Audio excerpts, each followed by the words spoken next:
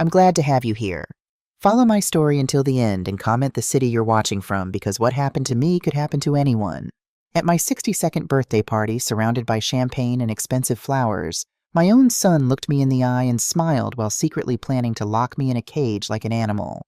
He had no idea I'd hear every word of his plan.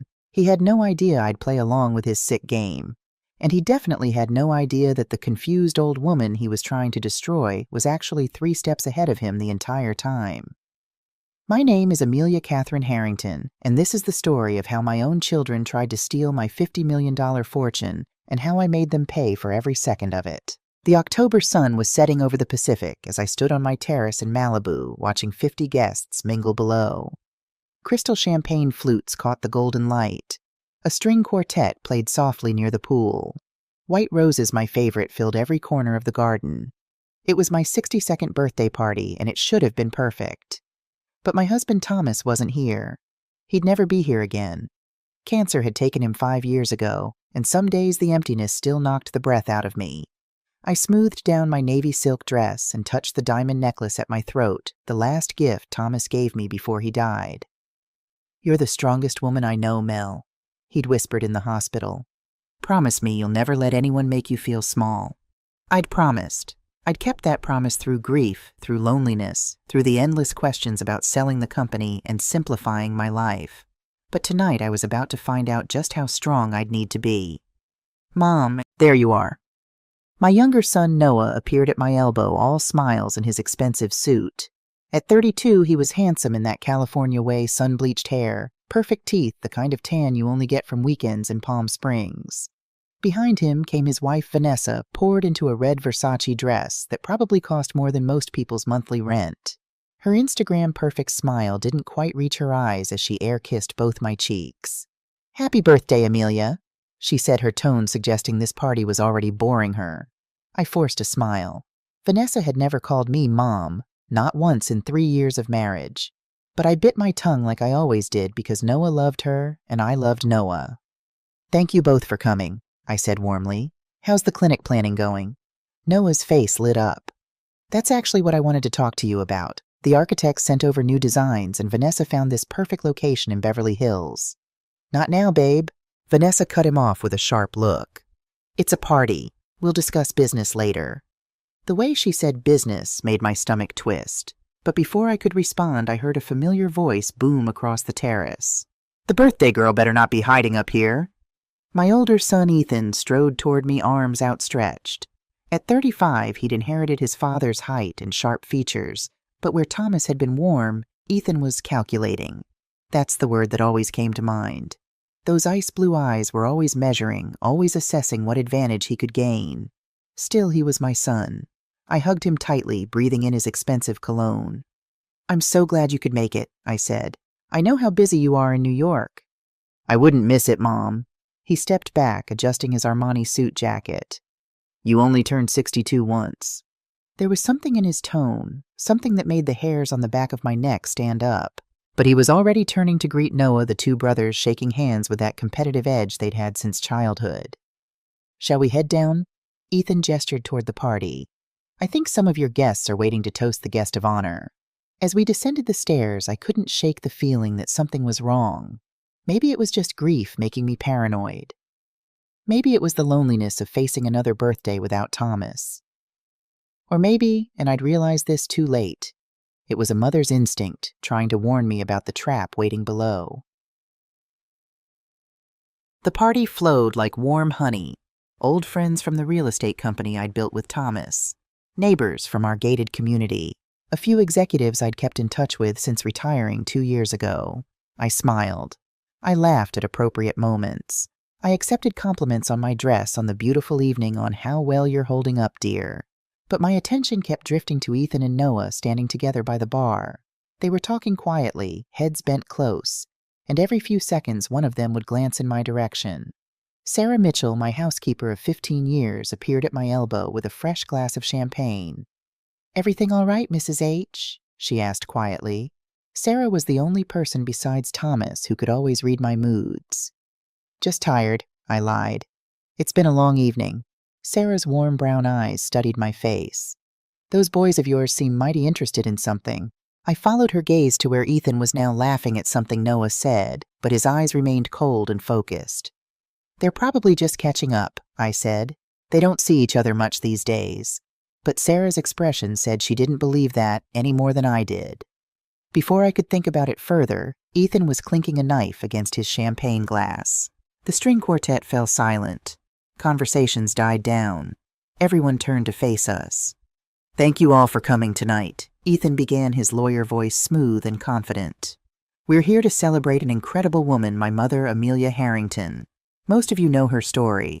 She and my father started with nothing and built Harrington Real Estate into one of the most successful firms in Los Angeles."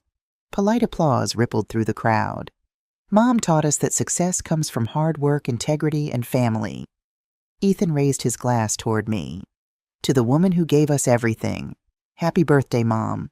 "To Amelia," everyone chorused. I felt tears prick my eyes.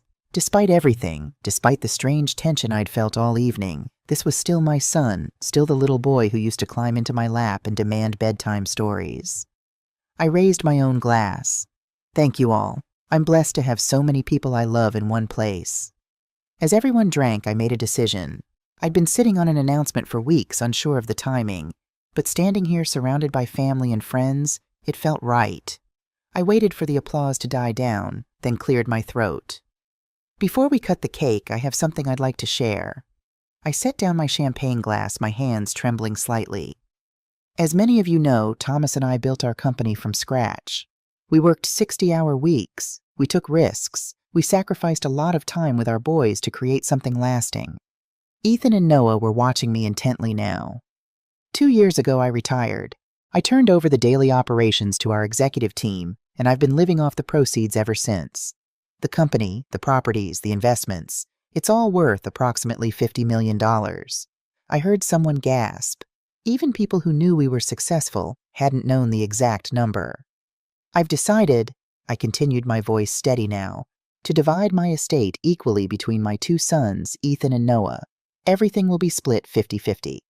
Ethan's face lit up like a child on Christmas morning. Noah exchanged a quick, excited glance with Vanessa. I held up my hand. "However, there's one condition." The smiles froze. "You won't receive your inheritance until I turn 72. That's 10 years from now." You could have heard a pin drop. "I know this might seem unusual," I said quickly, "but I want you both to build your own legacies the way your father and I did. Not to live off what we created, but to create something of your own. 10 years is enough time to establish yourselves to prove what you're capable of.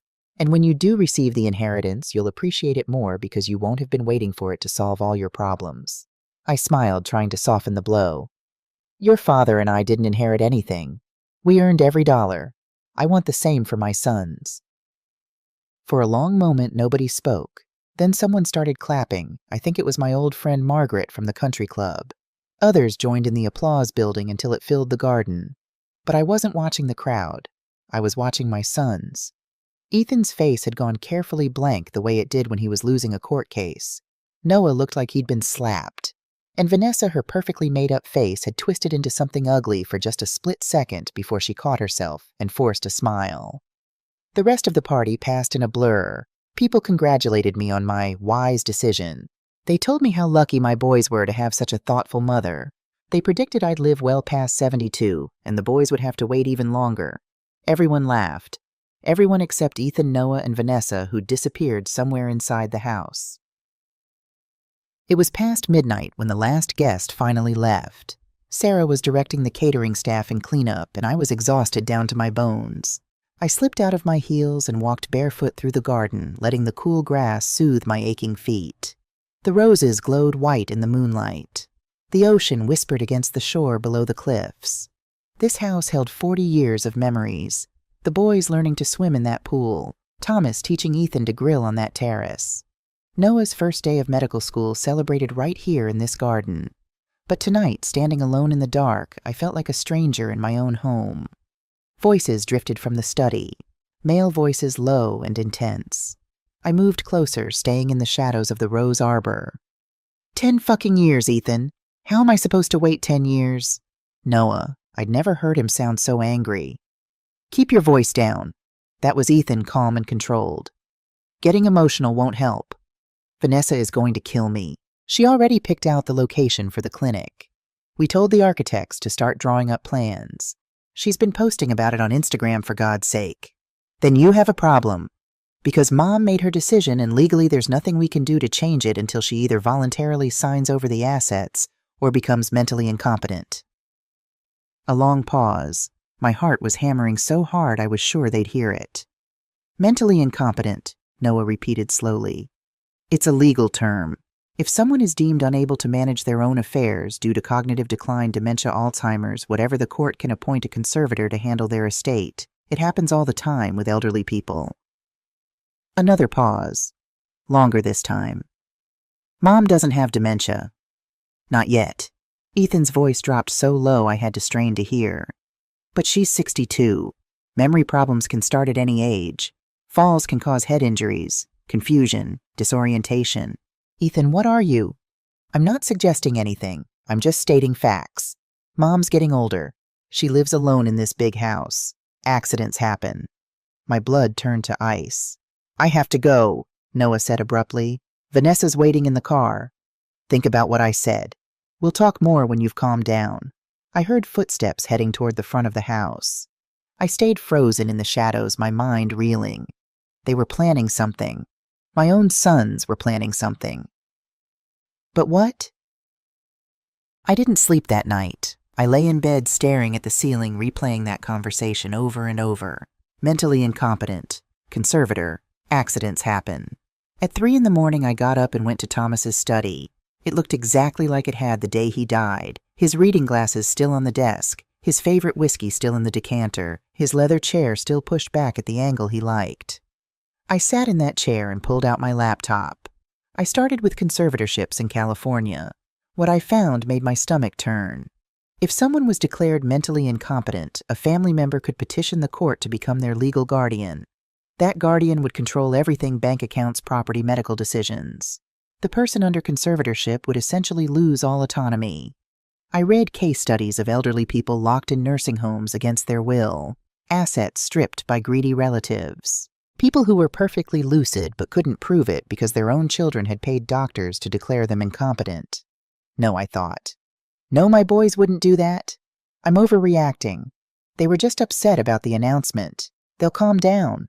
But I couldn't stop reading. At dawn, I finally closed the laptop. My eyes were burning. My head ached. And somewhere deep in my gut, a plan was forming. If my sons were going to try to prove I was incompetent, I needed to know exactly how far they'd go. I needed evidence. I needed to catch them in the act. But how I thought about it all morning as I mechanically went through my routine shower, coffee, checking emails. Sarah arrived at 8 to finish cleaning up from the party. "You look exhausted, Mrs. H," she said, her kind face creased with concern.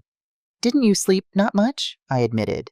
Then, because Sarah had been with me through Thomas's death, through the hardest years of my life, I added, "Can I ask you something?" "Of course."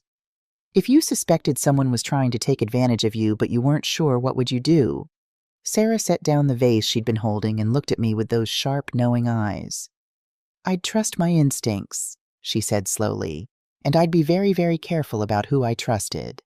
I nodded. That was exactly what I needed to hear. Over the next 2 weeks, I watched and waited. Ethan called twice, pleasant, casual conversations about work and the weather. Noah texted me funny memes and asked about my health. Everything seemed normal, but I couldn't shake the feeling that something was coming. And then, on a gray November morning, it happened. It was November 1st when my world tilted sideways. I was walking in my garden after breakfast, deadheading the last of the roses before winter. The morning fog hadn't burned off yet, and everything was damp and quiet. I heard a car in the driveway and looked up surprised. I wasn't expecting visitors. Noah appeared around the corner of the house, hands in his pockets, that boyish smile on his face. "Noah," I set down my pruning shears. "What are you doing here? Shouldn't you be at the hospital?" I had a cancellation, thought I'd swing by and check on my favorite mom. He kissed my cheek. "How are you feeling?" "I'm fine, sweetheart. Same as when you texted me yesterday." Good, good. But he seemed distracted, his eyes scanning the garden. "Listen, Mom, I've been thinking about what you said at the party, about the 10-year thing. Here it comes, I thought. Oh, I just want to make sure you've really thought it through. 10 years is a long time. What if something happens to you? What if you need expensive medical care and the estate is tied up in legal limbo? I have excellent health insurance, I said carefully, and plenty of liquid assets for emergencies. But still, his phone buzzed. He glanced at it and his whole demeanor changed. His shoulders tensed, his jaw clenched. Everything okay? I asked. Yeah, I need to make a call. Do you mind? Of course not. He walked a few paces away, turning his back to me. I pretended to return to my roses, but I was listening. Yeah, I'm here now, he said quietly into the phone. No, she seems fine. Completely lucid. I know, but Ethan, we can't just... What are you serious? My heart started to pound. That's insane, Noah continued. We can't. No, I'm not saying I won't help. I'm just saying, okay, fine. We'll talk tonight. He ended the call and stood there for a moment, his back still to me. I stepped backward, meaning to give him space, but my heel caught on the garden hose I'd left coiled on the path. Time seemed to slow down. My arms windmilled, my body tilted backward. I saw the concrete edge of the raised flower bed rushing toward my head, and then everything went black. When I opened my eyes, I was staring up at fluorescent lights. Everything was too bright, too loud. Machines beeped. Someone was calling my name. Mrs. Harrington, can you hear me? Mrs. Harrington. I tried to focus. A woman in scrubs leaned over me, shining a light in my eyes. What happened? My tongue felt thick. You had a fall. You hit your head. You're at Cedars-Sinai Medical Center. Do you know what day it is? Friday. No, wait. My head throbbed. I couldn't think straight. It's okay. Take your time. What's your name? Amelia. Amelia Harrington. Good. And who's the president? I answered correctly, but everything felt foggy, like trying to think through cotton wool. The doctor I saw his badge, said Dr. Martinez nodded. You have a mild concussion. We're going to run some tests, but I don't see any signs of skull fracture. How did I... The memory came back in a rush. The garden. The phone call. Noah. Where's my son? I'm here, Mom. Noah appeared beside the bed, his face pale. I'm so sorry. I was on the phone. I should have been watching you. You just fell, and God, there was so much blood. Blood? I touched my forehead and felt bandages. You hit your head on the concrete border, Dr. Martinez explained. Head wounds bleed a lot, but the cut wasn't deep. We've cleaned it and bandaged it. The concussion is our main concern. They kept me overnight for observation. Noah stayed the whole time solicitous and worried. He texted Ethan updates. He called Vanessa to let her know what happened. He was the perfect concerned son. But something nagged at me. Something about the way he'd been on the phone right before I fell. The timing of it all. No, I told myself. You're being paranoid. It was an accident. The hose was there. You tripped. End of story. But late that night, when Noah thought I was sleeping, I heard him on the phone again. Yeah, she hit her head pretty hard. The doctors say she has a concussion. No skull fracture, but... Ethan, listen. What if we could use this... My eyes flew open, but I forced myself to stay perfectly still. I'm her doctor, Noah continued. Well, not her doctor, but I'm a doctor. If I noticed signs of confusion memory problems, we could document it. Start building a case. Yeah, okay. Tomorrow then. He hung up. I heard his chair creak as he sat down. And there in that hospital bed with my head pounding and my heart racing, I made a decision. If they wanted to play this game, I'd play along. But I'd play to win. The next morning, Dr. Martinez came in for his final check. How are you feeling, Mrs. Harrington? I hesitated as if confused. I'm not sure. Where am I? Dr. Martinez exchanged a glance with Noah. You're in the hospital. You fell yesterday and hit your head. Do you remember that? I fell when? Yesterday morning. At your home. I let my face scrunch up as if trying hard to remember. I was in the garden? Or was I can't remember. Dr. Martinez pulled out a pen light. That's not uncommon with concussions. The memory usually comes back. Can you tell me what year it is? 2024, I said immediately. Then I frowned. Wait, or is it 2023? I put my hand to my head. I'm sorry, I'm confused. I saw Noah's expression change. Just slightly. A flicker of something that might have been hope. Mom, do you know who I am? he asked. I looked at him. My baby boy. The child I'd rocked to sleep, bandaged scrapes for, cheered on at every soccer game. And I lied to his face. "You're Noah, my son Noah?" "Yes." He sounded almost excited. "Yes, I'm Noah. And do you remember your other son?" "Other son." I blinked. "I have 2 sons." Dr. Martinez made a note on his chart. "Mrs. Harrington, I'm going to order some additional cognitive tests. This level of confusion after a mild concussion is concerning." "What does that mean?" Noah asked, all innocence. "It could mean nothing. Post-concussion confusion is normal, but given her age and the symptoms, I'd like to rule out any underlying cognitive issues. Sometimes a head injury can unmask early-stage dementia or other memory problems." "Dementia," I repeated, letting fear creep into my voice. "Do I have dementia?" "We don't know yet," Dr. Martinez said gently, "but we'll run some tests to find out." Over the next 2 days, they tested everything. Memory tests, cognitive assessments, brain scans. I flunked every single one I could without being obvious about it.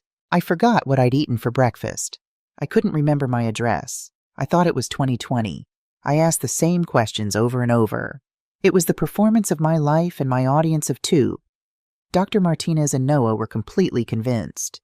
When the results came back, Dr. Martinez sat me down in my hospital room. Noah was there too, standing by the window with his arms crossed. "Mrs. Harrington, your brain scans are clear. No bleeding, no structural damage. But your cognitive test scores are concerning. You're showing signs of memory impairment consistent with early-stage dementia." I widened my eyes. "Dementia, but I feel fine." "Early-stage dementia can be subtle. You might feel fine most of the time, but have moments of confusion or memory lapses. Given your age and these test results, I'm recommending you see a neurologist for a full evaluation." "What does this mean for her day-to-day life?" Noah asked. "She'll need supervision.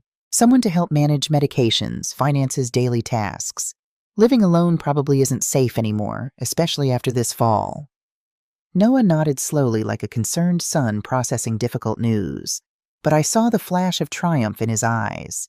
They released me the next day with a stack of pamphlets about dementia care and a prescription for medication I had no intention of taking. Noah drove me home chattering the whole way about how he'd help me, how we'd figure this out together. I sat in the passenger seat staring out the window and began planning my next move. Because I'd heard what Noah didn't know I heard. That phone call in the hospital. We could use this. Now I knew for certain this wasn't about concern for my health. This was about my money. And they were willing to lie to manipulate doctors to have their own mother declared incompetent to get it. Well, if they wanted to play the dementia card, I'd give them exactly what they wanted. But I'd also document every single word, every action, every piece of evidence I needed to destroy them.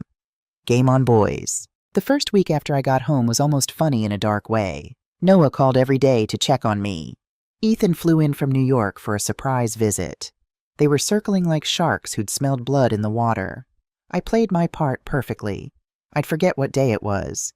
I'd ask Sarah to remind me where I kept the coffee. I'd call Noah by Ethan's name and apologize confused. But when they weren't around, I was busy. I'd set up a new email account they didn't know about. I'd taken my old iPhone, the one I'd replaced last year, and hidden it in my bedroom. When Sarah was cleaning, I'd asked her to pick up a small notebook from the drugstore, the kind with a plain black cover that wouldn't draw attention. Every night I wrote down everything that happened. Every phone call, every concerned visit, every time one of my sons asked about my memory problems. And I started doing research.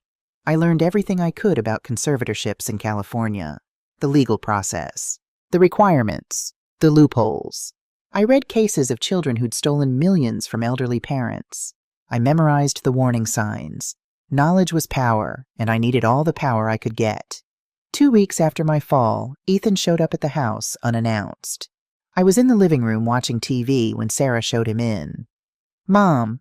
He bent down to hug me, and I caught a whiff of his expensive cologne, the same brand Thomas used to wear. "How are you feeling?" I paused as if searching for words. "I'm okay, I think. What day is it?" "It's Tuesday, November 14th. "Oh." I frowned. "Tuesday. Right." He sat down across from me, leaning forward with his elbows on his knees, the pose he always used when he wanted to seem sincere. "Mom, Noah, and I have been talking. We're worried about you living here alone. This is a big house. Lots of stairs. You fell once already. Sarah is here, I said. During the day, yes. But what about at night? What if you fall again? What if you wander outside and get lost? I'm not a child, Ethan. I know. He held up his hands. I'm not trying to upset you. I just want to make sure you're safe. Have you thought about maybe moving into a smaller place? Something with fewer stairs, maybe closer to Noah's practice. I knew where this was going. Get me out of my house, the house that held all my memories of Thomas, the house I'd lived in for 30 years. Isolate me somewhere they could control.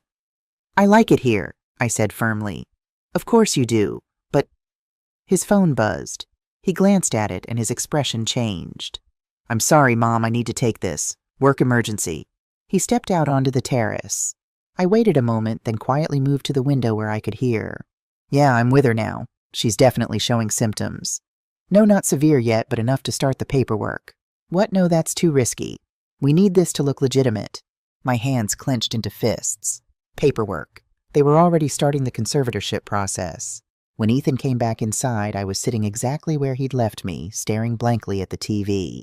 Sorry about that, he said. Where were we? Were we talking?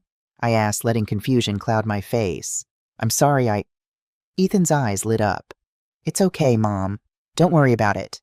Listen, I need to head back to my hotel, but I'll come by tomorrow. We can talk more about your living situation. Okay, I said meekly. He kissed the top of my head and left. The moment his car pulled away, I dropped the act. I pulled out my hidden phone and typed into my notes November 14th, 4:47 p.m. Ethan visited. Pushed for me to move out of the house. Took phone call on terrace. Mentioned starting the paperwork and making things look legitimate. They're proceeding with conservatorship plan. Then I went to find Sarah. I found her in the kitchen preparing dinner. When she saw my face, she immediately put down her knife. What happened? I checked to make sure we were alone, then told her everything. The phone calls I'd overheard. The fake dementia symptoms. The conservatorship plan. Sarah's face went from shocked to angry to determined. Those sons of... She caught herself. What do you need me to do? That's when I knew I'd been right to trust her. Sarah didn't question whether I was wrong to suspect my own children. She didn't suggest I was overreacting. She just asked how she could help. I need you to be my eyes and ears, I said. When they're here and I'm confused, I need you to watch them. Listen to what they say when they think I can't understand. And most importantly, I need you to help me document everything. Sarah nodded. I can do that. But Mrs. H, this is dangerous. If they're willing to lie about you having dementia, what else are they willing to do? That was the question that kept me up at night. I didn't have an answer, not yet, but I was about to find out. 3 weeks after my accident on a cold November night, I woke up to the sound of a truck in my driveway. I glanced at my bedside clock, 2:47 a.m. Who would be making deliveries at this hour? I slipped out of bed and crept to my window. The driveway security lights had triggered illuminating a large delivery truck. And there, directing 2 men unloading something large and metal, was Ethan. At 3 a.m, at my house, without telling me. I grabbed my phone and started recording video from the darkened window. The men were carrying something bulky wrapped in a tarp. Even through the covering, I could see it was some kind of large metal structure. They loaded it onto a dolly and wheeled it not toward the house, but around back toward the basement entrance. My basement, the one I rarely used, the one that could only be accessed from an outside door or through a locked door in the back hallway. My blood ran cold. What were they putting in my basement? I watched for 20 minutes as Ethan supervised the installation. He paid the men in cash. I zoomed in and recorded that too. Then he locked up the basement and drove away. I didn't sleep the rest of the night. The next morning I waited until Sarah arrived. Sarah, I said quietly, I need you to do something for me, and I need you to be careful. I told her about the delivery, about Ethan and the basement. I need to know what's down there, I said. But if I go look, and they have cameras or some way of knowing it'll blow my cover, they need to keep thinking I'm too confused to notice anything unusual. Sarah's jaw set in a hard line. I'll go. I clean the basement anyway, they won't think twice about me being down there. Be careful, I warned. And Sarah, take your phone. If there's anything unusual, anything at all, I need photos. She nodded and headed downstairs. I paced the kitchen for the 15 minutes she was gone, my heart hammering. When Sarah came back up, her face was white. "What?" I demanded. "What is it?" She pulled out her phone with shaking hands and showed me the photo. There in the corner of my basement, covered partially with a tarp, was a cage. A massive steel cage, the kind you'd use for dangerous animals. It had to be 6 feet in every direction, big enough for a person to stand up in. Big enough for me. "Oh my God," I whispered. Sarah's voice shook. "Mrs. H, why would they? What are they planning?" I stared at that photo, my mind racing through possibilities, each one more terrifying than the last. They were going to lock me up. My own sons were preparing to imprison me in my own basement. The question was when. I spent the next week in a state of controlled panic. Every time Ethan or Noah visited, I wondered if this was it. If this was the day they'd drag me down to that cage. But they were patient. They were building their case carefully. Noah brought a colleague, another doctor, to evaluate me. I failed every cognitive test, asking confused questions, forgetting simple things. Ethan showed up with papers for me to sign. "Just some updates to your healthcare directives, Mom. Very standard." I pretended to be too confused to read them. "What are these for again?" "Just some legal housekeeping. Why don't you let me handle the complicated stuff? You just focus on feeling better." I didn't sign anything. I played the confused old woman so well that Ethan eventually gave up and left frustrated. But I photographed every document he brought. And what I saw made my blood boil. They weren't healthcare directives. They were power of attorney papers. If I'd signed them, Ethan would have had complete control of my finances and medical decisions. I forwarded the photos to my secret email account. More evidence for my growing file. Then on November 28th, exactly 1 week after I discovered the cage, Ethan made his move. I was in the living room, supposedly watching TV, but actually thinking about my next steps when Ethan arrived. But this time he wasn't alone. He brought a woman in a nurse's uniform. "Mom, this is Patricia. She's a home health aide. She's going to stay with you for a few days, help you with your medications and daily routine." "I don't need help," I protested. "Sarah helps me." "Sarah isn't a medical professional." Ethan's voice was patient but firm. "Patricia is. Doctor's orders." He was lying. I'd checked with Dr. Martinez. No such orders existed. Patricia smiled at me with 2 white teeth. "Don't worry, Mrs. Harrington. We'll get along just fine." Something about her smile made my skin crawl. That night, Patricia insisted on giving me my medications. Pills I didn't recognize from bottles without labels. "What are these?" I asked. "Just your prescriptions, dear. Doctor's orders." I palmed them when she wasn't looking and flushed them down the toilet later. But I saved 1 pill, wrapped it in tissue, and hid it in my secret phone case. Evidence. The next morning, I pretended to be more confused than ever. Patricia reported to Ethan that I'd had an episode during the night, a complete lie. And I realized with growing horror that this was it. They were creating a medical record of rapid cognitive decline. They were building their case for conservatorship. And once they had that conservatorship, once they had legal control, that cage in the basement was waiting. I had to act fast, but I also had to be smart. So that night when Patricia was asleep in the guest room and the house was quiet, I did something I'd been planning for days. I sent an email. To William Harrison at Harrison Burke. Come from Amelia Carrington 2024, gmail.com. Subject, no subject. Will, it's Amelia. I need your help. I'm using a secret email because I believe my regular accounts are being monitored by my sons. Something terrible is happening. After my fall in November, Ethan and Noah have been trying to have me declared mentally incompetent. They're fabricating evidence of dementia. They've hired a fake nurse to give me unlabeled medications. And they've installed a cage in my basement. I have photos. I've been playing along pretending to be confused because I needed to know how far they'd go. Now I know. They're planning to lock me in that cage and file for conservatorship. I need you to prepare a lawsuit, but don't file it yet. I need more evidence. I need recordings, documentation proof that will stand up in any court. I'm gathering it now. Please trust me. I know this sounds insane, but my own children are trying to steal my life. I'll contact you again soon with more details. For now, just be ready. I hit send and sat back, my heart pounding. William Harrison had been Thomas's best friend and lawyer for 20 years. If anyone would believe me, it was him. But I also knew that what I was asking was extraordinary. I was asking him to help me gather evidence against my own children. to help me prepare for legal warfare against my family. Would he do it? I got my answer the next morning. Amelia, I believe you. Thomas always said you were the smartest person he knew. If you say something is wrong, something is wrong. I'm preparing documentation on my end. Gather everything you can, recordings, photos, written accounts. Date and time, everything. When you're ready, we'll move. Stay safe. And Amelia, whatever you're planning, be careful. Cornered animals are dangerous. Will I read that email 3 times, tears streaming down my face? I wasn't alone. I had an ally.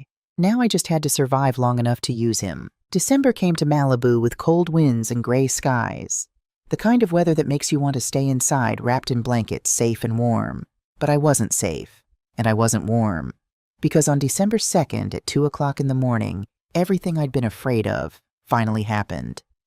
I woke to the sound of footsteps in my bedroom. Before I could scream, a hand clamped over my mouth. "Shmom, it's just me." Ethan's voice soft and calm in the darkness. "I brought you some water. You seemed thirsty earlier."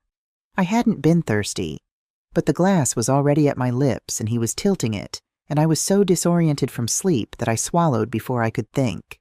The water tasted bitter. "Good," Ethan murmured. "Just relax now. Everything's going to be fine." I tried to push him away, tried to ask what he'd given me, but my tongue felt thick.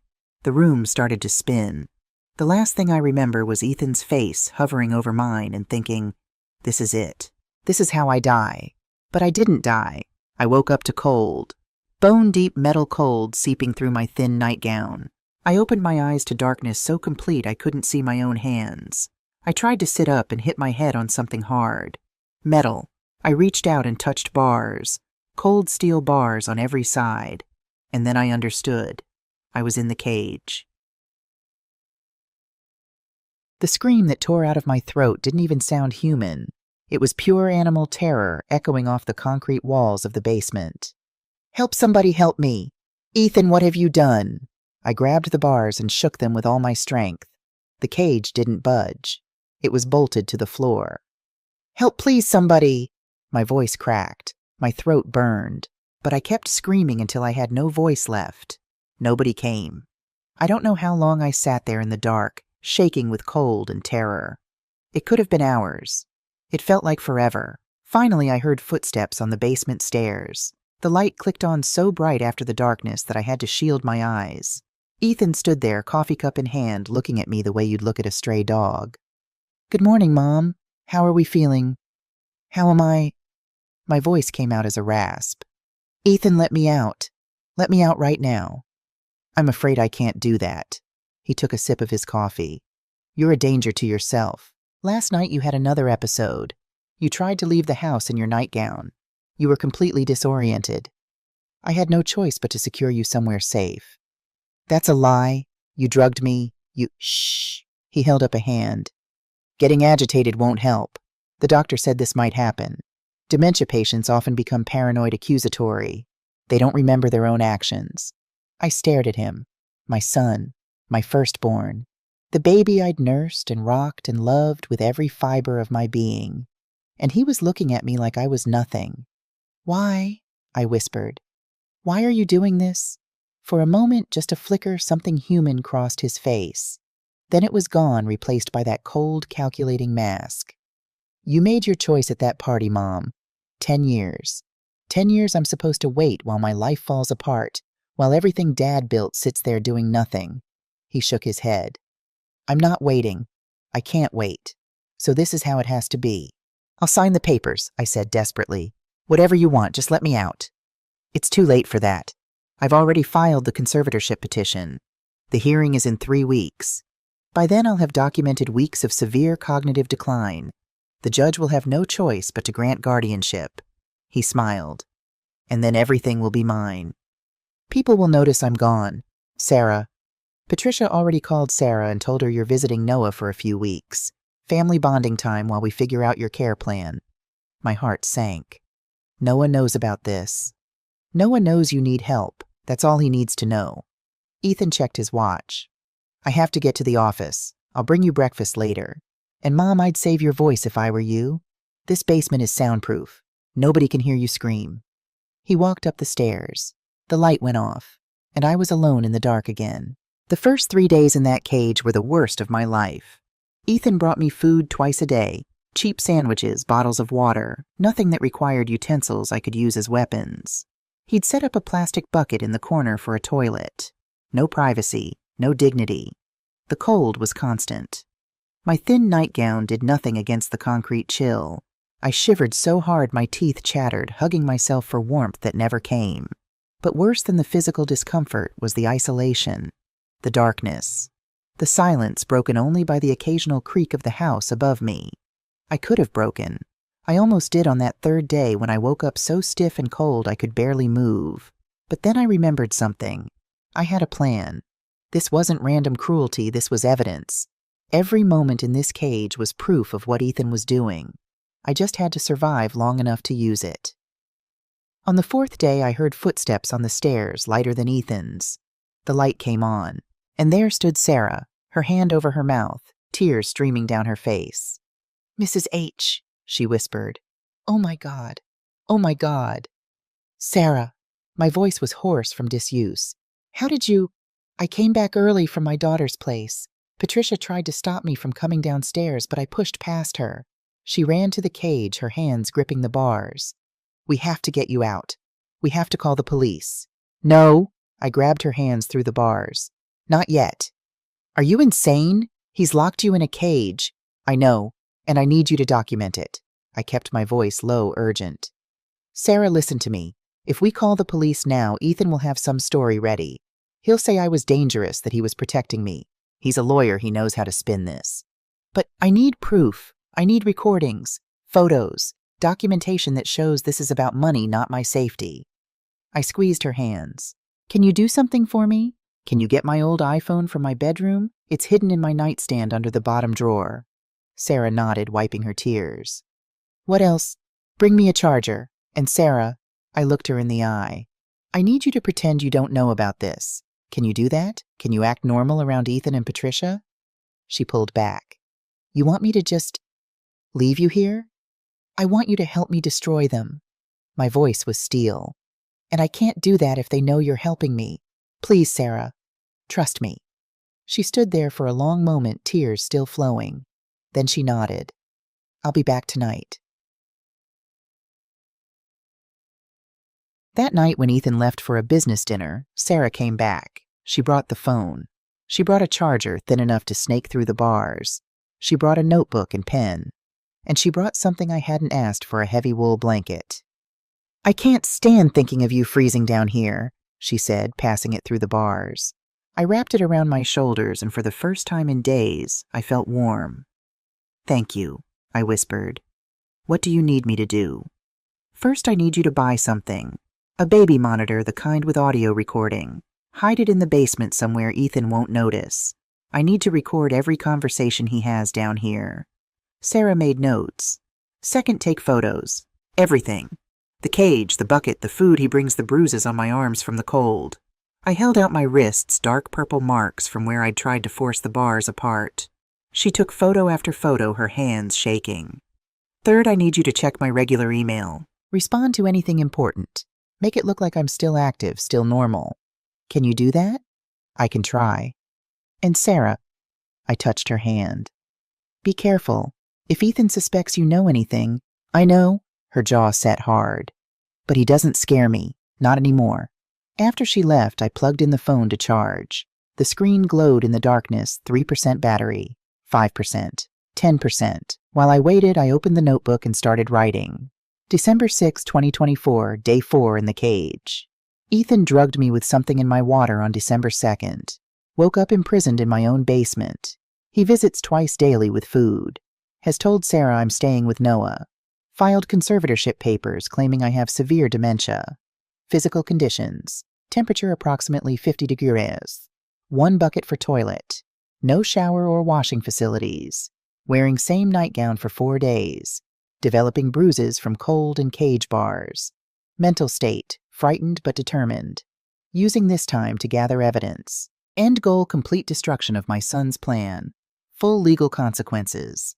Protection for others. I wrote until my hand cramped. Every detail.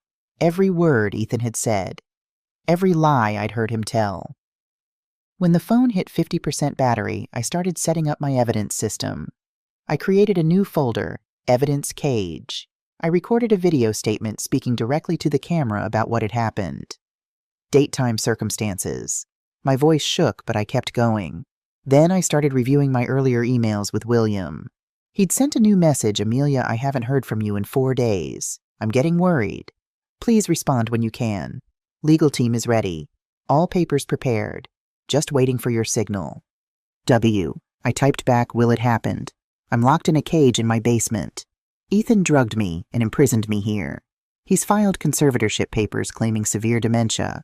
But I'm ready. I have a phone hidden. I'm documenting everything. Sarah is helping me. I need 2 more weeks to gather enough evidence. Then we move. Do not call the police yet. I need irrefutable proof. Trust me. I hit send and waited, staring at the screen. 3 minutes later, 2 weeks. Not a day longer. If I don't hear from you by December 20th, I'm calling the FBI. Be safe. Thomas would be so proud of you. W. I allowed myself exactly 30 seconds to cry. Then I dried my tears, wrapped the blanket tighter, and got back to work. Over the next week, I became an expert in covert surveillance. Sarah installed the baby monitor behind a loose panel in the basement wall. It recorded everything, every visit Ethan made, every word he said. And Ethan, confident that I was completely broken, started getting careless. On December 10th, he came down with his usual sandwich and water, but this time he was on his phone. Yeah, I'm with her now. No, she's fine. Quiet, actually.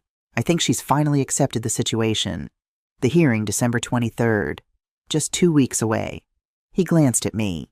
I was huddled in my blanket, staring at nothing, looking as broken as possible. Once I have guardianship, I'll move her to that facility in Arizona we talked about. No, it's perfect. Middle of nowhere. Cash only. No questions asked. She could live there for years and nobody would ever know. My blood ran cold, but I kept my face blank, kept up the act. After he left, I checked the recording. Crystal clear. Every word. Evidence file growing. On December 12th, Noah finally came to visit. I heard his voice upstairs first, talking to Ethan. I need to see her. It's been 2 weeks. She's not doing well, Noah. I don't think it's a good idea. She's my mother. Let me see her. Footsteps on the stairs. The light clicked on. Noah stood at the top of the stairs, staring down at the cage. At me. His face went white. Jesus Christ, Ethan. What is this? Calm down. She's safe. She was having violent episodes. This is temporary just until she's in a fucking cage. Noah's voice rose. This is insane. This is illegal. Keep your voice down. Ethan's voice went hard. You knew we'd have to take drastic measures. You agreed to this. I agreed to getting guardianship. I agreed to managing her money. I didn't agree to... He gestured wildly at the cage. To this, I stayed perfectly still, watching through barely open eyes. Noah. Ethan put a hand on his shoulder. Think about Vanessa. Think about your clinic. Think about everything you'll have once this is over. I don't care about the clinic. That's my mother down there. Then help her. Ethan's voice dropped to barely a whisper, but the baby monitor caught it. Or walk away. But if you try to interfere, if you go to the police, I'll tell them you were part of it from the beginning. You're the one who suggested she had dementia. You're the one who falsified medical records. You go down, I go down. Silence. Then Noah started down the stairs. He walked to the cage slowly, as if in a dream. I let myself wake up, let myself see him. Noah. My voice was a broken whisper. Noah, baby, is that you, Mom? He knelt beside the cage, his hands gripping the bars. Mom, I'm so sorry. I didn't know. I swear I didn't know he'd... Let me out. I reached through the bars, grabbed his hands. Please, sweetheart. Please let me out. I'm so cold. I'm so scared. Please. Tears streamed down his face. I don't have the key. Ethan has it. Then get it. Please. You're my son. You're my baby. Please don't leave me here. He stood up, turned to Ethan. Give me the key. No. Give me the fucking key. Noah, you need to calm down and think rationally. If we let her out now, everything we've worked for... I don't care. Look at her, she's freezing, she's... He looked back at me, at my dirty nightgown, my tangled hair, my bruised arms. This is wrong. This is so fucking wrong. Ethan's phone buzzed. He glanced at it. That's Vanessa, he said quietly. Calling to confirm the deposit on your clinic location. $500,000 due tomorrow. Money you don't have. Noah's face crumpled. But you will have it, Ethan continued, as soon as I liquidate Mom's accounts, which I can do the day the conservatorship is granted. 2 weeks, Noah. Just 2 more weeks. Noah stood there torn between me and his future. I watched my baby boy, the child I'd rocked and sung to and loved more than life itself, make his choice. He looked at me one more time. I'm sorry, Mom, he whispered. I'm so sorry. And he walked away. Up the stairs. The light clicked off. I was alone in the dark again. But this time I wasn't broken. I was furious, because I'd recorded every word, every tear, every moment of Noah's betrayal. And I was going to make sure the world saw exactly who my sons really were. December 15th.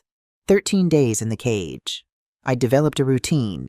Ethan came at 8 a.m. and 6 p.m. with food. Sarah came around 2 p.m. when Ethan was at work, bringing real food, helping me wash with wet cloths, bringing fresh clothes. The baby monitor recorded constantly. My hidden phone was at 87% battery, filled with photos, videos, recordings. I was documenting everything. But that afternoon, something changed. Ethan came down earlier than usual, 4 p.m., and he wasn't alone. Noah's voice drifted down the stairs. Can't keep doing this. Vanessa is asking questions. My colleagues are wondering where I've been. Just a few more days, Ethan said. Then it's done. What do you mean, done? They came into view, both holding glasses of whiskey, both looking stressed. Ethan sat on an old crate near the cage. Noah stayed standing, avoiding looking at me. I've been thinking, Ethan said slowly, about the long-term situation. What long-term situation? Mom's care. Even if we get guardianship, even if we move her to that facility in Arizona, she could live another 20 years. That's 20 years of expense. 20 years of risk that she'll somehow communicate with the outside world. 20 years of looking over our shoulders. My heart started pounding. I kept my eyes closed, my breathing slow and even. What are you saying? Noah's voice was tight. I'm saying there might be a cleaner solution. Silence. Ethan, no way. Listen to me. Mom has a $10 million life insurance policy. I'm the primary beneficiary. Jesus Christ. It's from 20 years ago when Dad was still alive. If she dies, it pays out immediately. No waiting, no facilities, no risk. You're talking about killing our mother. I'm talking about a solution to a problem. Ethan's voice was calm, rational, like he was discussing a business deal. An elderly woman with dementia living in a big house falls down the stairs. Tragic, but believable. I had to fight to keep my breathing steady, to keep my face relaxed. I won't do it, Noah said. I won't be part of murder. You're already part of it. You helped me get her into that cage. You falsified medical records.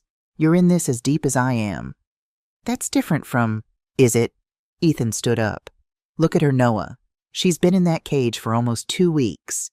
If she dies from the cold, from an infection, from the stress, are we any less responsible? Noah looked at me finally. Really looked at me. I could see him seeing the bruises, the dirty clothes, the bucket in the corner. What if we just let her go? He whispered. Right now. We open the cage, we help her get cleaned up. We say it was all a mistake. And then what? You think she'll forgive us? You think she won't go straight to the police with photos and recordings? What recordings? She's smart, Noah. Smarter than both of us. If I were in her position, I'd be documenting everything. Ethan looked right at the cage, right at me.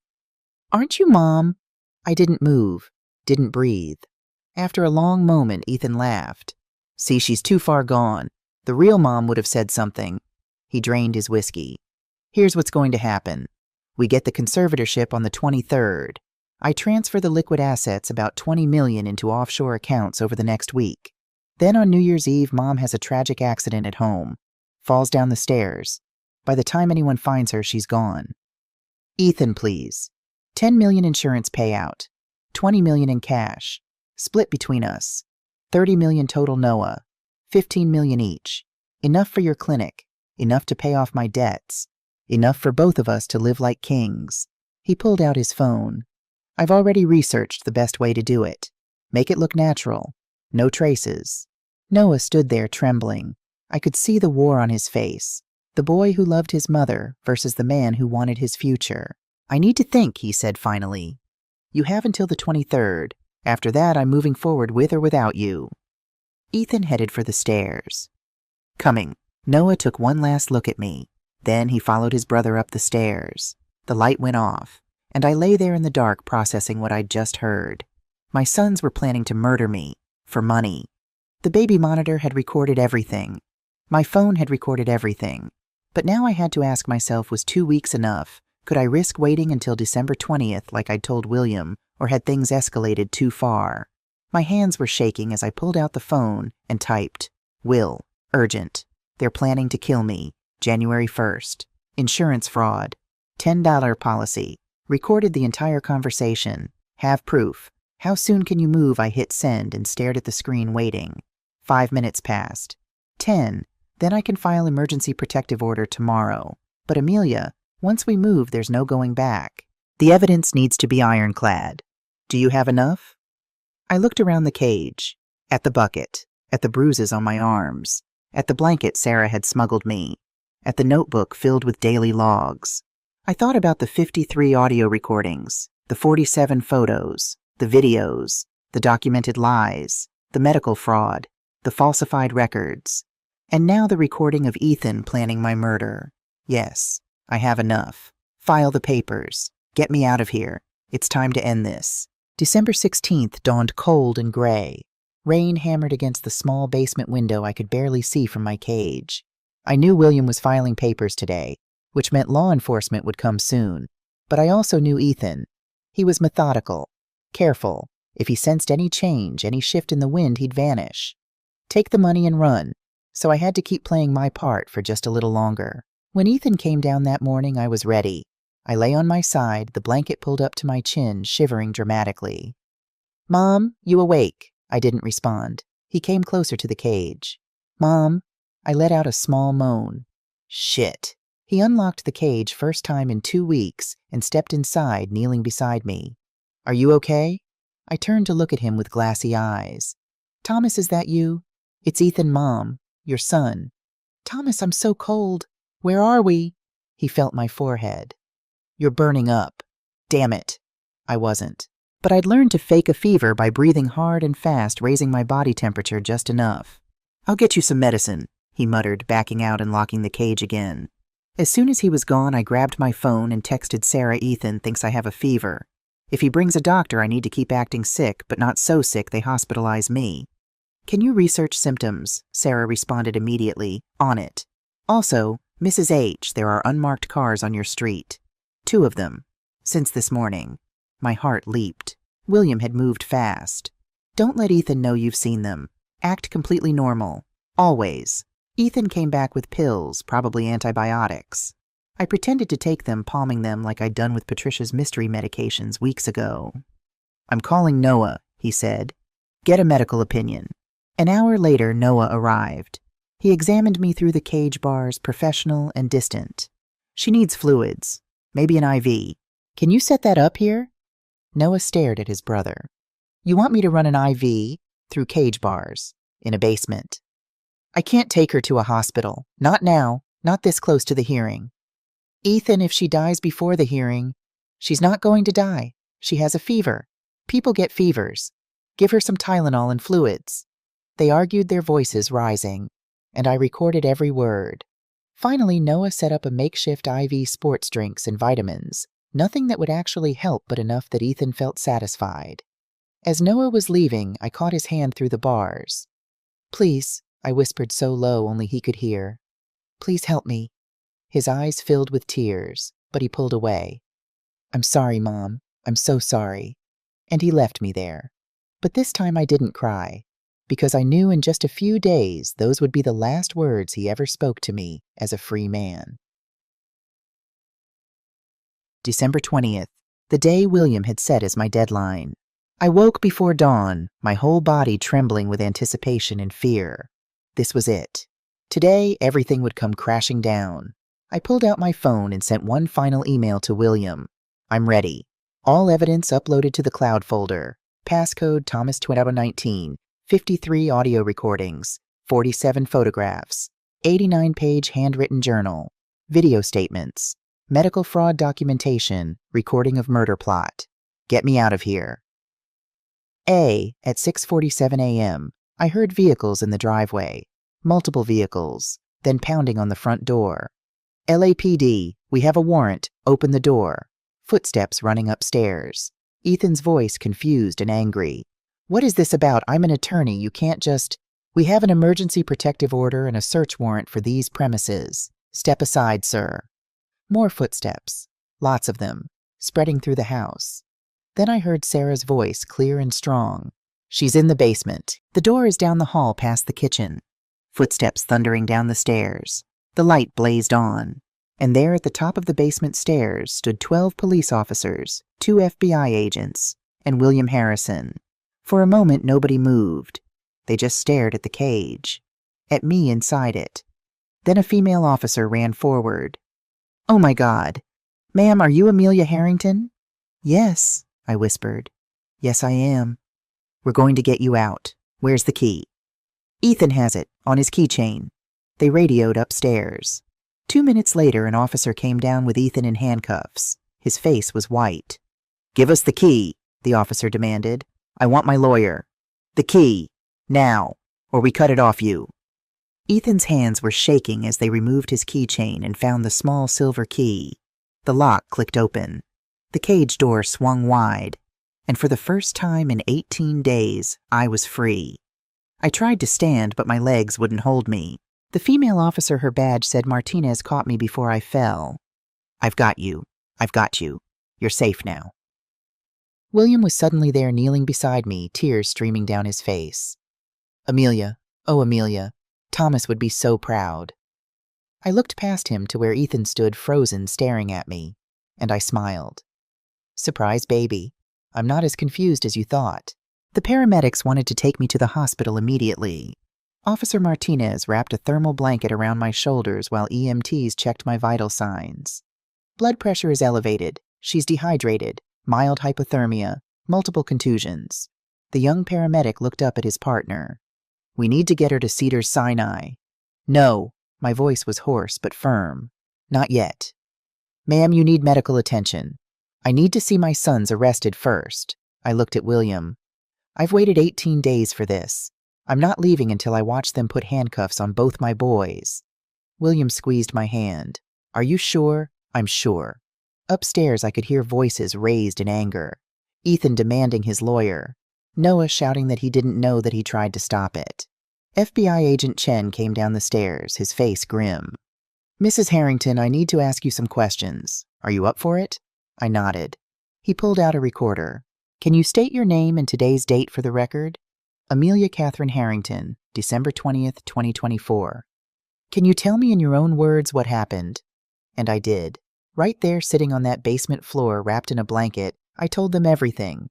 The birthday party announcement, the overheard conversation, my decision to fake dementia, the drugging, waking up in the cage. 18 days of cold and fear and careful documentation. Agent Chen's jaw tightened as I spoke. Officer Martinez had tears in her eyes. And you have evidence of all this? Agent Chen asked. Every word. Every moment. I pulled out my hidden phone. 53 audio recordings, 47 photographs, an 89-page journal, and video of Ethan discussing the insurance plot. William took the phone, his hands shaking. I'll make copies immediately. Chain of custody must be... I know, I interrupted gently. I dated and time-stamped everything. It's all in the cloud with backups. I built this case like you taught Thomas to build cases. Airtight. For the first time since the police arrived, I saw William smile. Thomas always said you were smarter than both of us combined. Mrs. Harrington, Agent Chen stood up. We're arresting your sons on multiple charges, false imprisonment, elder abuse fraud, and conspiracy to commit murder. But I need to warn you this is going to be a media circus. Are you prepared for that? I thought about it. My face in the news. My private pain made public. People knowing that my own children had locked me in a cage. Let them see, I said quietly. Let the whole world see what greed does to family. Maybe it'll save someone else's mother. Agent Chen nodded with respect. Then let's go upstairs. With Officer Martinez supporting me on one side and William on the other, I climbed those basement stairs for the last time. My living room was full of police. Evidence technicians were photographing everything. Sarah stood in the corner, still in her coat, her face streaked with tears. And there in the center of the room stood Ethan and Noah. Ethan in a suit, ready for work. Noah in scrubs caught mid-shift, both in handcuffs. The room went silent when I appeared. I stood there in my dirty nightgown, thermal blanket wrapped around my shoulders, my hair a matted mess, bruises visible on my arms and face. Ethan's face was a mask. But Noah looked at me and broke. Mom, I'm sorry. I'm so sorry. I tried to stop him. I told him to let you out. You walked away. My voice was steady, cold. I begged you to help me, and you walked away. Vanessa, she the clinic? I was going to come back. You were going to what, Noah? Let me freeze to death. Let your brother kill me for insurance money. Which part were you going to stop? He had no answer. I turned to Ethan. Anything you want to say? He looked at me with those ice blue eyes. My eyes, the eyes he'd inherited from me, and said nothing. No. I stepped closer. The officers tensed, ready to intervene if needed. No apologies, no excuses about how you were just trying to protect me. Still nothing. That's what I thought. I turned to Agent Chen. I want to see them charged. I want to testify. I want everyone to know exactly what they did. You'll get your chance, ma'am. We promise you that. As they led my sons toward the door, Noah turned back one more time. Mom, please. I love you. You have to believe. I don't have to believe anything anymore. I felt tears on my cheeks, but my voice didn't waver. I spent 18 days in a cage because the sons I loved more than life itself valued money over me. That's the only truth that matters. They took them away. Blue and red lights flashing through my windows. Neighbors gathering on the street phones out filming everything. And I stood there in my destroyed living room free for the first time in weeks and allowed myself to fall apart. Sarah caught me.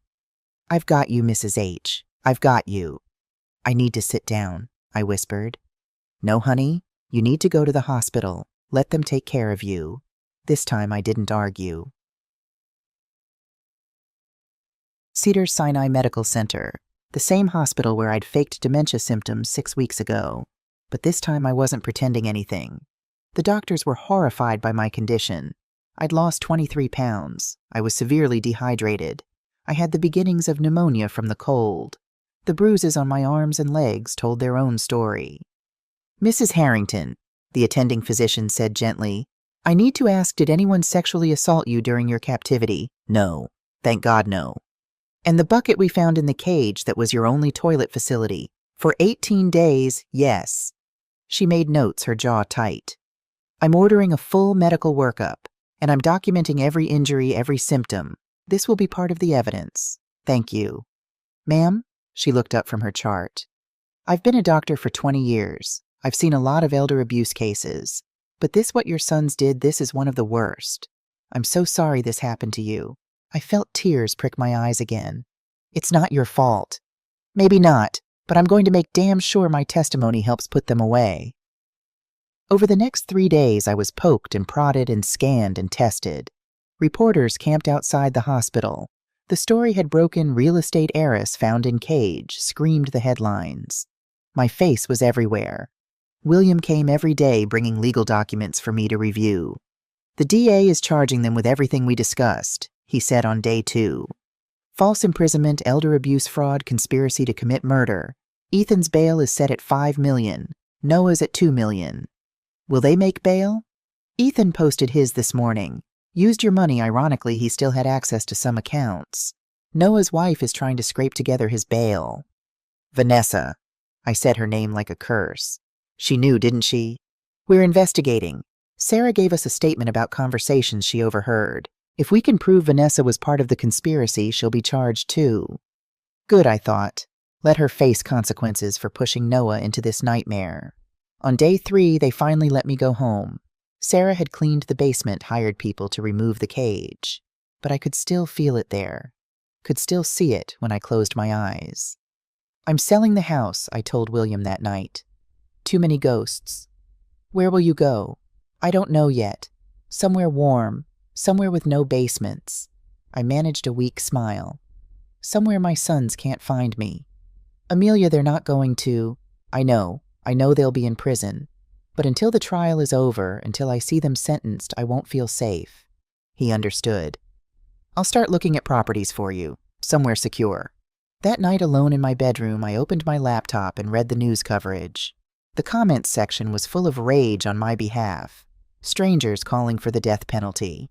People sharing their own stories of elder abuse. Support pouring in from around the country. But there were other comments, too. People saying I must have been a bad mother to raise such terrible sons. People questioning why I'd waited so long to call for help. People suggesting this was all an elaborate hoax for attention. I closed the laptop. Let them think what they wanted. I knew the truth, and soon a jury would know it too. January 15th, 2025. The preliminary hearing. I sat in the Los Angeles Superior Court wearing a navy suit that hung loose on my still thin frame. William sat beside me. Sarah was in the gallery along with a dozen reporters and sketch artists. Ethan and Noah sat at the defense table with their lawyers' expensive suits, confident smiles the whole performance. Judge Reynolds, a woman in her 60s with steel gray hair, read through the charges. "Mr. Ethan Harrington, you are charged with false imprisonment, elder abuse causing great bodily harm, financial fraud, and conspiracy to commit murder. How do you plead?" Ethan stood, his voice clear and steady. "Not guilty, Your Honor." "Mr. Noah Harrington, same charges with the exception of conspiracy to commit murder." "How do you plead?" Noah's voice shook. "Not guilty." The judge set trial date for February 10th, just 3 weeks away. "Your Honor," Ethan's lawyer stood up, Marcus Goldstein, a notorious defense attorney from New York. "We'd like to request a competency hearing for the alleged victim. Mrs. Harrington has documented cognitive issues. We believe she may not be competent to testify." My blood boiled. They were still trying to play the dementia card. "Your Honor," William stood smoothly. "Mrs. Harrington has undergone extensive neurological testing post-rescue. She is fully competent. We have medical documentation."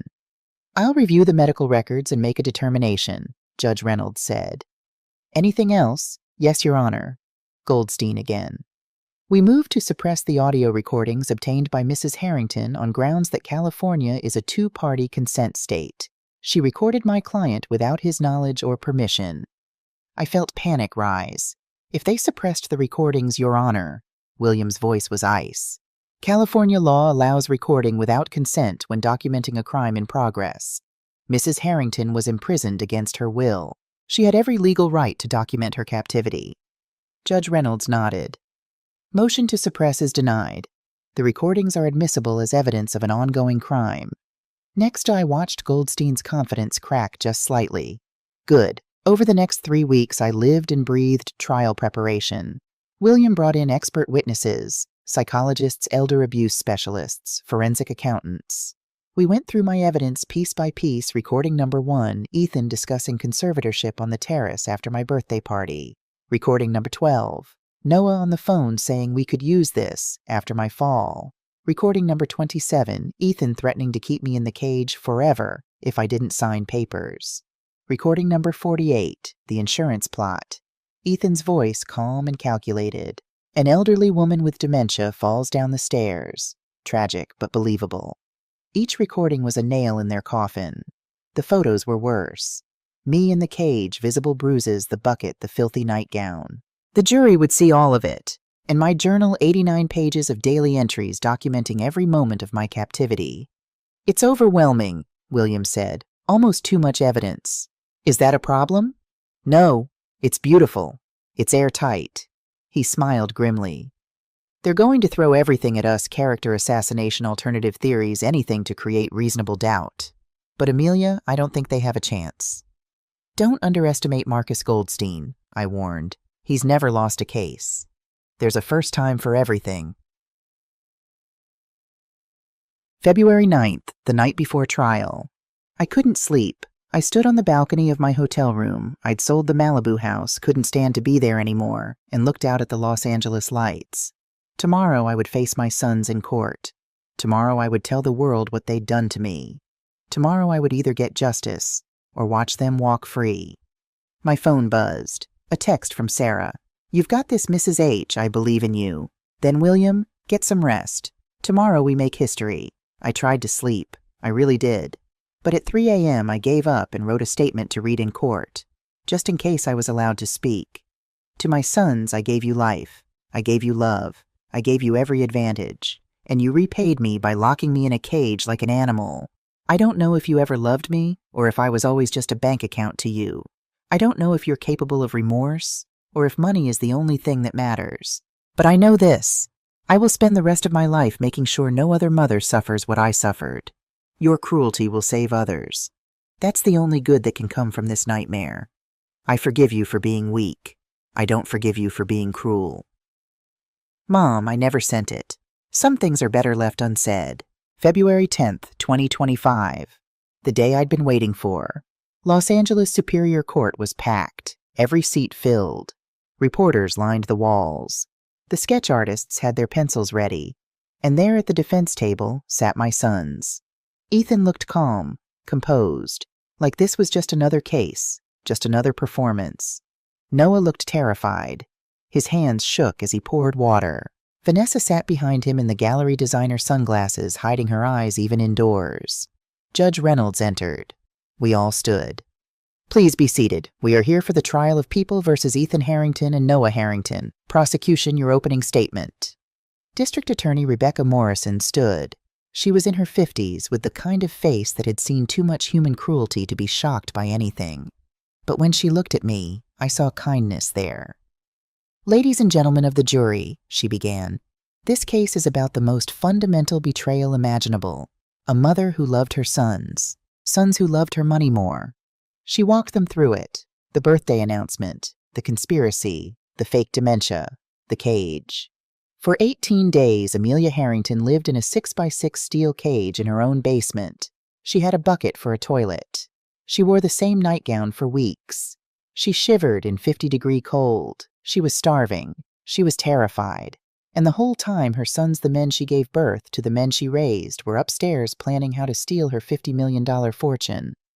The jury was riveting. I could see the horror on their faces. But Amelia Harrington is not just a victim. She's a fighter. She documented everything, every conversation, every threat, every moment of her captivity, because she knew that the only way to stop her sons was to gather irrefutable evidence of their crime. Morrison turned to the jury. "At the end of this trial, you will hear that evidence. You will hear Ethan Harrington discussing murder for insurance money. You will see photos of the cage. You will read Amelia's journal written in her own hand documenting her nightmare." She paused. "And you will have no choice but to convict." The defense's opening statement was exactly what I expected. Marcus Goldstein painted me as a confused old woman who'd fabricated everything, who'd had real dementia symptoms and imagined the conspiracy, who'd created fake evidence to punish her sons for not giving her enough attention. "Ask yourselves," Goldstein said, pacing in front of the jury, "why would a woman who was really imprisoned wait 18 days to call for help? Why would she carefully document everything instead of escaping?" He let that hang in the air. "I'll tell you why. Because it wasn't real. The cage was real. Ethan installed it as a safety measure after his mother's fall. But the imprisonment, the conspiracy, that's the fantasy of a sick woman who can't accept her own cognitive decline." Some jurors looked uncertain. Damn, he was good.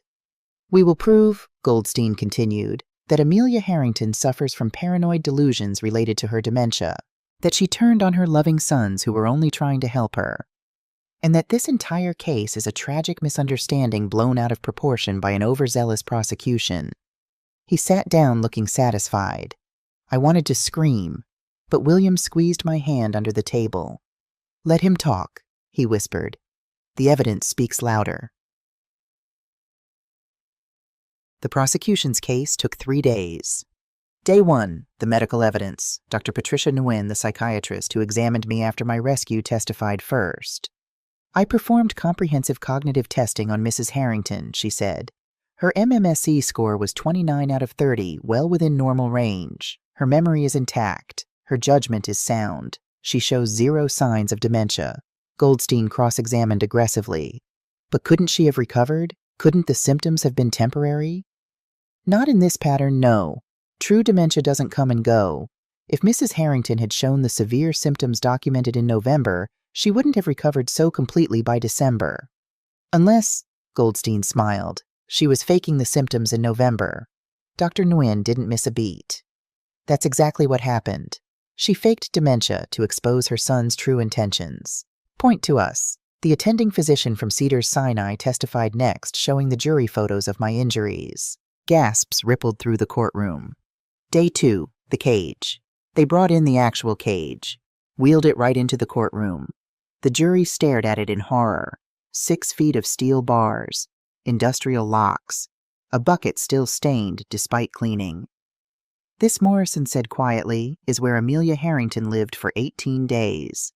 Officer Martinez testified about the rescue. I've been a police officer for 15 years. I've seen a lot of crime scenes.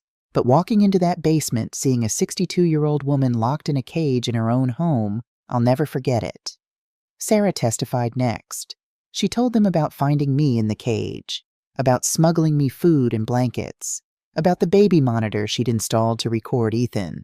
On cross-examination, Goldstein tried to paint her as a disgruntled employee making things up. Mrs. Mitchell, isn't it true that Mrs. Harrington promised to leave you money in her will? She did, after I helped her, because she's a good person who rewards loyalty. So you had a financial incentive to support her story? Sarah leaned forward, eyes blazing. I had a moral incentive to save a woman I love from her monster sons. Money had nothing to do with it. The jury nodded. They believed her. Day 3, the recordings. This was the moment I'd been waiting for. Morrison played the recordings one after another. The jury heard Ethan's voice discussing conservatorship, Noah saying we could use this, Ethan planning the insurance fraud, and then recording number 48, the one where Ethan laid out the murder plan. The courtroom was silent as his voice filled the space. I'm talking about a solution to a problem. An elderly woman with dementia living in a big house falls down the stairs. Tragic, but believable. I watched the jury's faces. Horror, disgust, rage. I watched Ethan. Still no expression, but Noah had his head in his hands. When the recording ended, Morrison turned to the jury. You just heard Ethan Harrington plan his mother's murder, in his own words, for $10 million. Goldstein objected. The recording is out of context. My client was speaking hypothetically, discussing various scenarios. Overruled, Judge Reynolds said firmly. The jury will decide the context. On day 4, it was my turn to testify. I walked to the witness stand on shaking legs. William had warned me this would be the hardest part. Facing my sons while recounting my nightmare. The bailiff swore me in. Do you swear to tell the truth, the whole truth, and nothing but the truth? I do. Morrison approached with a gentle smile. Mrs. Harrington, can you please tell the jury what happened on the night of December 2nd, 2024? I took a deep breath and began. I told them about waking up to Ethan in my bedroom, the bitter-tasting water, waking up in the cage. What went through your mind when you realized you were locked in a cage? Morrison asked. Terror, I said honestly. Complete, absolute terror. I thought I was going to die there. Did you scream for help? For hours, until my voice gave out. But the basement is soundproof. No one could hear me. When did your son Ethan first visit you in the cage? That first morning. He brought me a sandwich and told me I'd stay there until I signed papers giving him power of attorney. And did you sign no? I refused. Why? I looked directly at the jury.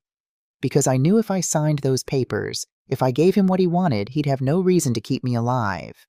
Morrison nodded. Mrs. Harrington, the defense has suggested you fabricated this entire ordeal, that you suffer from dementia and imagined the conspiracy. What do you say to that? This was my moment, the moment I'd been planning for months. I stood up. Morrison looked surprised but didn't stop me. I looked at my sons, at the jury, at the packed courtroom, and I spoke. Ladies and gentlemen, I began, my voice steady and clear. For the past 4 months I've been called crazy, demented, confused, a paranoid old woman making things up. I pulled out my hidden iPhone, the one that had documented everything. But a demented woman couldn't do this. I held it up. Couldn't operate a smartphone. Couldn't create encrypted cloud backups. Couldn't write 89 pages of coherent daily journals. Goldstein stood. Your Honor, this is improper. Sit down, counsel, Judge Reynolds said. I want to hear this. I continued. I'm a 62-year-old woman who built a $50 million company from nothing. I have a degree in psychology from Stanford. I understand human behavior. I understand my sons. I turned to face Ethan and Noah directly. At my birthday party, I announced I was delaying their inheritance by 10 years. I did this because I wanted them to build their own legacies the way their father and I did. But that night I overheard them planning to have me declared incompetent to steal my money. My voice hardened. So I made a choice. I decided to play the confused old woman, to give them exactly what they wanted, because I knew the only way to stop them was to let them incriminate themselves completely. The courtroom was absolutely silent. I faked dementia symptoms. I pretended to be confused. I let them think they were winning. And the whole time I was documenting every lie, every manipulation, every crime. I held up my phone again. This contains 53 recordings, proof of conspiracy, fraud, and planned murder. I gathered this evidence while imprisoned in a cage, freezing and starving, because I knew it was the only way to make sure my sons faced consequences. I turned back to the jury, tears finally flowing. Was it risky? Yes. Could I have called for help sooner? Maybe, but I'm not just fighting for myself. I'm fighting for every elderly person who's been abused by family members, every mother who's been betrayed by greedy children, every victim who's been told they're too old, too confused, too worthless to be believed. I wiped my tears. My sons locked me in a cage like an animal. They planned to murder me for insurance money. They deserve to be convicted. And I deserve to be believed. I sat down. The courtroom erupted. Judge Reynolds banged her gavel, calling for order. But the damage was done. The jury had seen me, really seen me. Not a confused old woman, a survivor, a fighter. Morrison smiled. No further questions, Your Honor. Goldstein's cross-examination was brutal. Mrs. Harrington, you admit you lied to your sons. You pretended to have dementia. Yes. So you're admitting you're a liar. I lied to expose the truth. Or you lied because you wanted revenge for your sons not giving you enough attention. I looked him in the eye. Mr. Goldstein, if I wanted revenge, I could have simply cut them out of my will. I didn't need to spend 18 days in a cage to punish them. This was about survival. You had a phone. You could have called 911 at any time and said what my sons think I have dementia and want to control my money. Without evidence, it would be my word against theirs. I needed proof. So you let them lock you in a cage to get proof. I didn't let them do anything. They drugged me and imprisoned me. I simply made the best of a horrible situation by documenting it. Goldstein paced. Isn't it true that you've always been controlling, that you dominated your sons' lives? I raised them. I loved them. I gave them everything. Everything except freedom. Everything except access to their inheritance. Their inheritance wasn't theirs yet. It was mine. Exactly. Goldstein turned to the jury. Mrs. Harrington wanted control. When her sons tried to help her after her fall, she saw it as them trying to steal from her. So she created this elaborate fiction. Mr. Goldstein, my voice cut through his speech. Are you suggesting I put myself in that cage, that I starved myself, that I lost 23 pounds and developed pneumonia as part of an elaborate fiction? He faltered. I'm suggesting your perception of events. My perception is backed by 53 recordings, 47 photos, and medical evidence. Your client's voice is on those recordings planning my murder. What's your explanation for that? Taken out of context, then provide the context. I leaned forward. Explain to this jury what context makes it acceptable for a son to discuss killing his mother for insurance money. Goldstein had no answer. No further questions, he said tersely. The defense tried. They called character witnesses who said Ethan was a devoted son. They brought in a doctor who suggested I might have early-stage dementia that I was hiding. They argued the cage was a safety measure. But every argument fell flat against the mountain of evidence. On February 18th, both sides rested. Closing arguments the next day. Morrison was powerful. This case is simple. A mother loved her sons. Her sons loved her money more. They imprisoned her. They planned to kill her. She survived and documented it all. Convict them. Goldstein tried to create doubt. Ask yourselves why a truly imprisoned woman wouldn't call for help immediately. The answer is clear because it wasn't real imprisonment. It was a setup. The jury deliberated for 4 hours. When they came back, every single one of them looked at Ethan and Noah with disgust. That's when I knew we'd won. Judge Reynolds calls the court to order. Has the jury reached a verdict? The foreman stood a black woman in her 50s who'd reminded me of Sarah. We have, Your Honor. In the case of People versus Ethan Harrington on the charge of false imprisonment, how do you find guilty? Noah gasped. Vanessa started crying. On the charge of elder abuse causing great bodily harm, guilty. On the charge of financial fraud, guilty. On the charge of conspiracy to commit murder, the foreman looked directly at Ethan. Guilty. Ethan showed no emotion, but his lawyer's face had gone white. In the case of People versus Noah Harrington on the charge of false imprisonment, guilty. Noah broke down completely, sobbing into his hands. On the charge of elder abuse causing great bodily harm, guilty. On the charge of conspiracy to commit fraud, guilty. Judge Reynolds banged her gavel. The jury has spoken. Sentencing will be held in 2 weeks. Defendants are remanded into custody pending sentencing. As they led my sons away in handcuffs, Noah turned back to me one last time. Mom, please, I love you. Tell them I'm sorry. I looked at my baby boy, the child I'd rocked and sung to and loved more than life itself. And I said, I'm sorry too, Noah. Sorry I raised sons who valued money over their own mother. March 3rd, 2025. Sentencing Day. Judge Reynolds looked down at Ethan from her bench. Mr. Harrington, you are a lawyer. You knew exactly what you were doing. You drugged your mother. You imprisoned her. You planned her murder. You showed no remorse, no humanity, no recognition that what you did was evil. She paused. I am sentencing you to 15 years in federal prison, no possibility of parole. Ethan's face finally cracked. 15 years. He'd be 50 when he got out. Mr. Noah Harrington, Judge Reynolds continued, you were complicit. You saw your mother suffering and did nothing.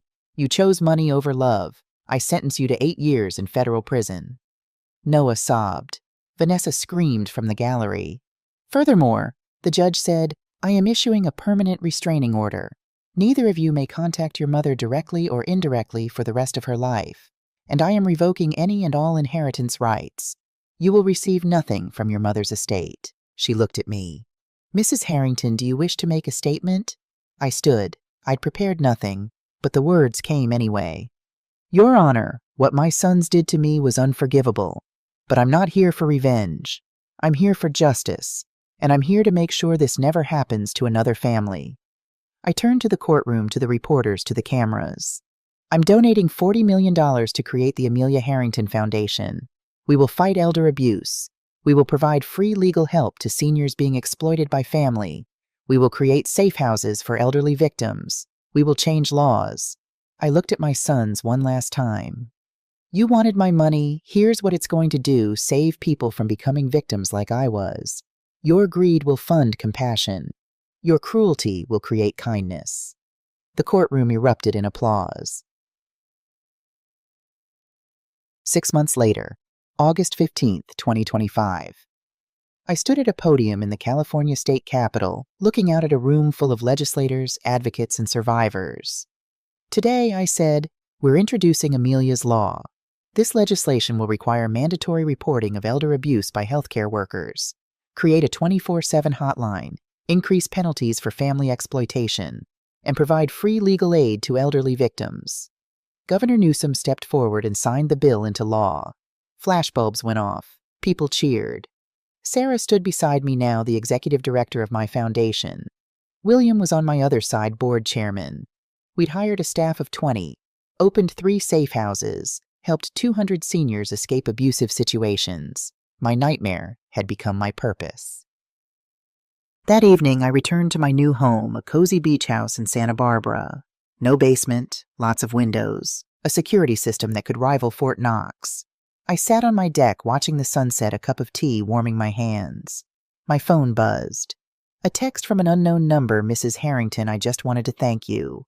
Your story gave me the courage to report my daughter for stealing from me. Because of you, I got my money back and my dignity. You saved my life. Margaret T. Phoenix. I smiled through tears. This was why I'd survived. Not for revenge, not for money, to save others. Epilogue. A year after the trial, a reporter asked me, "Do you regret having children?" I thought about it carefully. I regret that my sons chose greed over love, but I don't regret raising them. Because their betrayal taught me something important. Family isn't about blood. It's about loyalty, love, sacrifice.